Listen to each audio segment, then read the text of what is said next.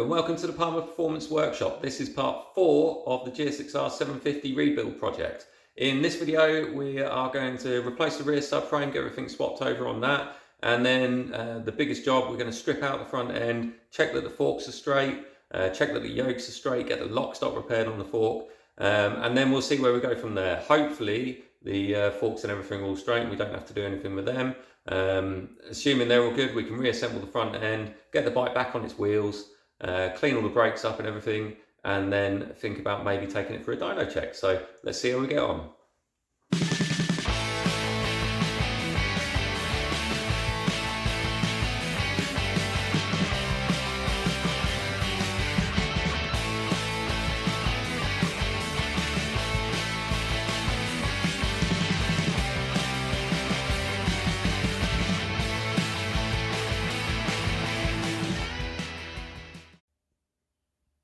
It's always a little bit of a concern when you buy something second hand that it's going to be straight or not, and also with things like rear subframes there's always the worry that the mounts might have got bent. But anyway, the old one's off, the new second hand one's on, and it looks okay to me. Maybe not perfect, but it's always hard to tell when you haven't got everything on it, but that looks all right. So yeah, we'll get the under tray cleaned up and get all the wiring fed back through. She's getting there. Little point of note, this little thing back here is your tilt sensor. So if you drop the bike, it would basically cut off the, turn off the fuel pump, stop the engine running so it doesn't run on its side. It would have been really easy to not notice that and not refit it and then be wondering why the bike won't start. But obviously we have put it back on, and they normally have a little direction arrow on them, like it says there, upper. Obviously you've got to have that the right way up as well for it to work in the way it's meant to. There we go, that's all the wiring and ECU and battery and everything all reinstalled. The under tray on. I actually gave it a little tweak when I was doing up the bolts, and it seems to have squared it up a bit better, so that'll do the job lovely. Right, time to have a look at this front end now. So where to start? Mudguard off, wheel out, we'll check the wheels straight, brakes off. I'll probably remove the brake system as one whole sort of unit, take it all the way off up here. I'm going to just clean it off the bike then. Yeah, get those forks out, get those yokes out. We'll show you what we do to support the bike whilst we're taking the yokes out. Let's get cracking.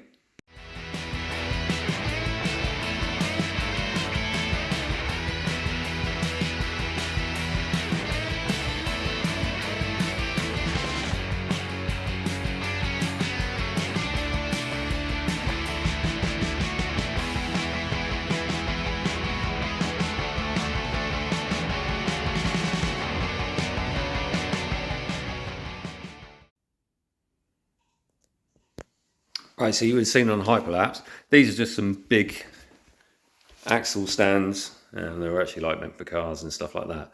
But with the size of them, and when you're running the GB bobbins, you can actually use them to support the bike when you want to take the whole front end out. Like Harris and companies like that, some of them actually make like a longer version of a peg stand, which would do the same thing and call them chassis stands. But obviously we can do the same with this, and then they double up because I can use them in my garage as well. If you haven't got things like crash bobbins, sometimes what people do is they'll put a bar through the frame. So we could have done that. We could have put a bar all the way through the frame there and supported it off that. But that's essentially how most teams, like at Superbike and stuff, if they wanted to remove the whole front end of the bike, that's how they would do it. Obviously the other option, is you can put a jack or something under the sump. But normally that kind of makes the bike a bit too unstable because it's kind of a central point, whereas when it's on the central point and the weight distribution is wrong, so sometimes they try and tip. But when it's on here like this, it's proper rock solid, not going anywhere. So, right, forks out now, and fingers crossed, they're straight and not bent.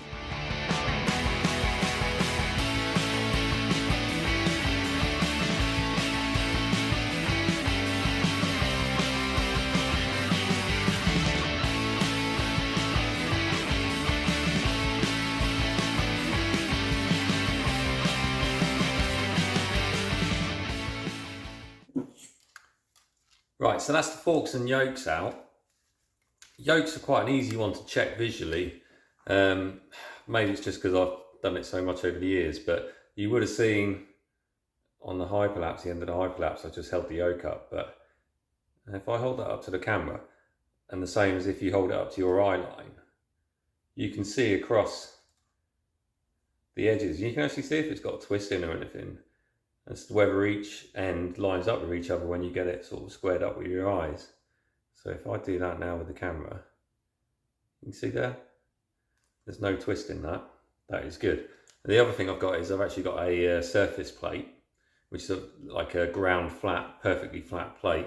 And that you can put things on to check they're straight or otherwise, but that looks absolutely fine. And the way the front end all unbolted, there was nothing under any tension or stress. So I'm pretty confident that nothing is bent. And again, the same with this. If you line it up with your eye line, and you can see there is nothing out of line there. It is all spot on. Yep, all looks good. There are companies that if they are bent, they can straighten them. We tend to use Maidstone Motor Liner. Tommy and the guys there, they do a great job with repairs. So if this had been bent and looked off, then we would have sent it down to them. They can do repairs like these lock stops as well. So normally turn around stuff really quick. Same with bent wheels and bent forks, stuff like that. They'll sort that. So I've just got to take this and get one of my local friends to weld that up for me, and then that can go back in. Funnily, a bit strange really, but the bearings in there are actually really dry. There's not a lot of grease in there. So what we will do when we reassemble is we'll just clean all the bearing races out. The bearings themselves are in good condition, just a little bit low on grease. So we'll clean that all out and re-grease it when we reassemble it. Right, let's check the forks next. That's a little bit more involved than just eyeballing. Right, forks next up. Now with the forks, you kind of need to check two parts. You need to check this part's straight and that this part's straight. So what I've done here, and again, you can eyeball this if you haven't got a dial indicator gauge, but I've just got some soft jaws in the vise, relatively sturdily clamped the fork leg in it, and then I've got a dial indicator gauge on here, and that's just set as 0. And you do get deflection in the forks, so the thing to do is just move it around a little bit, let it settle, and you can see there it's returning to the same spot every time. So it looks like we've been pretty lucky that the forks aren't bent. Generally, you might see a little bit of run out, which is nothing unusual. Half a mil or so maybe.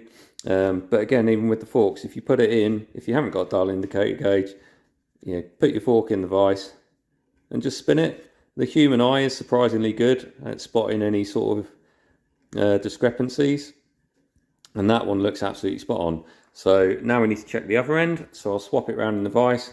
I'll mount this part in the vise and I'll be spinning that part. So there we go, just clamped in the soft jaws again.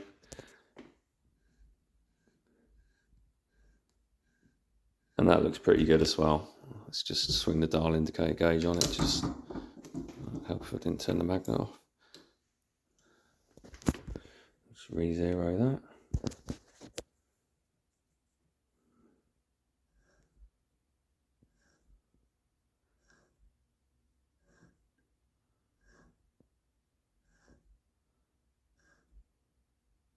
Yeah, so that's sweet. And obviously what you would have seen on the time-lapse video as well is I've just given them a good push up and down to make sure that they sort of work through the stroke nicely and sort of feel okay. But we'll check the other fork, but by the looks of it, they're all good to go. What a result. Just a little valid point which people sort of always miss. So, we're looking at the fork here as if it was on the outside of the bike. I'm just giving these a bit of a wipe down. But what people always neglect is cleaning the inside part of the fork. So this area in here always gets neglected because you can't really see it when the wheel's in and the mudguard's on. But that area collects dirt and dust and grime and such like. And that can really make a difference to how long your fork seals last. So it's always worth, when you're cleaning the bike, just making sure that this area is nice and clean. And then that way your fork seals might last a bit longer. So here's our bottom yoke. Obviously it had a lock stop broken off it. So I just popped over to a friend of mine who does alley welding, and he's just basically built that back up with some fresh weld. And all I'm going to do is just give it a bit of a dress up with a grinder, and just make it look a little bit more like the original one. But either way, that'll do the job. So we'll get that tidied up, and then we can think about re-greasing all the bearings and bolting the thing back together.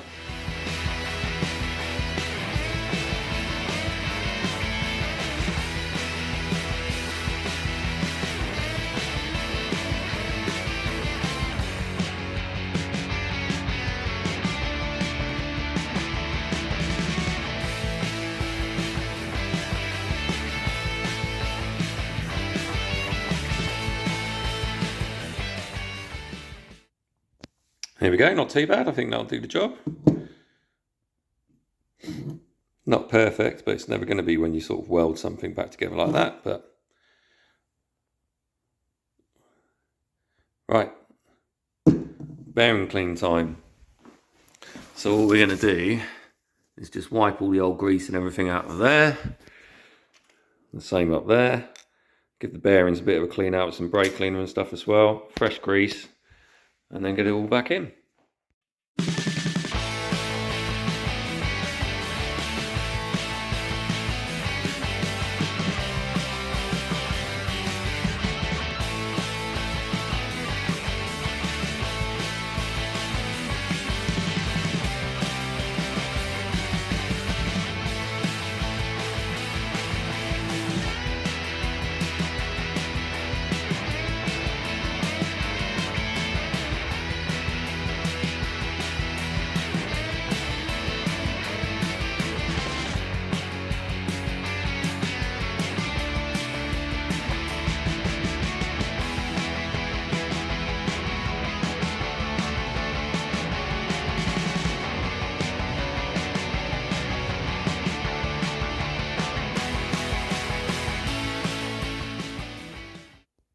Okay, so forks are in, and what I've done is I've just put the wheel in loosely. Now, another thing when you're checking to see whether stuff is bent or not, a big one is when you're putting the forks back through the yokes, when you then go to put the top yoke on, everything should just all line up nicely and slide straight in, which it did.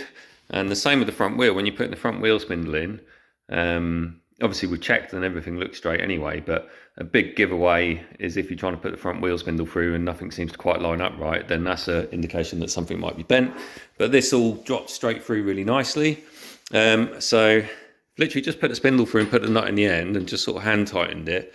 What I normally do is try and nip that up a bit. And obviously the forks are free, they're sort of, you know, they're not being held on an under fork stand, they're being held on a yoke stand, so it means that the forks are nice and settled and they've not got any loads being put on them in a funny way. So then it means we can then do up the pinch bolts and everything should be nice and centralized. If you haven't got an under yoke stand, then normally what you'd want to do to make sure that the forks are centralized on the spindle is put the spindle through, put the nut through loosely, then take it off your front stand and just have a bit of a bounce up and down on the front forks just to kind of line everything up before you do the pinch bolts up. But anyway, we'll get those pinch bolts done up. We won't bother putting the mudguard back on this because that's going to probably get painted at some point. I have cleaned the wheel and I have checked it to make sure it's straight as well, and make sure there's no like dirt or mud or anything from the crash like jammed in between the tyre and the rim, because that's quite common. If you haven't got like a wheel balancer like I have to check a wheel on, you can just do it in the bike and just sort of eyeball like the gap between the rim and the fork and spin the wheel when it's on the stand. Yeah, you can see that looks fine. There's no, you know, it's not wobbling in and out or up and down or anything like that. So it's perfect. And you can eyeball the discs and do the same as well, you know, the gap between the discs and make sure they look good, which they do. So been pretty lucky really so far. And let's get the brakes cleaned up and go from there. And unfortunately for the GSXR project, I've run out of time now before all the racing side of stuff for this year really kicks off in a big way. So I had to get customer work done and running around sorting out various dramas with my own vehicles and stuff. So the GSXR was sort of parked in a corner, and we'll resume on that as and when we get some free time. So By the time you watch this, it'll actually be Friday, one of the race days at the Northwest 200. Before then, I would have been at Alton BSB with David Allingham, and then straight from there to the Northwest. I'm hoping to get plenty of footage when we're there and stuff, but it just depends how everything goes. If the weather's changeable, and we have dramas and stuff like that, like it can become pretty hectic, especially at the Northwest. The TT's normally a little bit more chilled, but I'm going to try and get as much footage as I can and then put some stuff together afterwards. So hopefully we'll be able to get some videos out showing you guys sort of behind the scenes of the Northwest 200 and some of the prep work and stuff that we do between sessions. But we'll see how it goes. And once we're back from there and see what time we've got, we can crack on with the GSXR project and see what else we get coming in out of the workshop. But anyway, guys, thanks for watching. I hope you're all enjoying the videos, and please like and subscribe, and we'll see you all soon.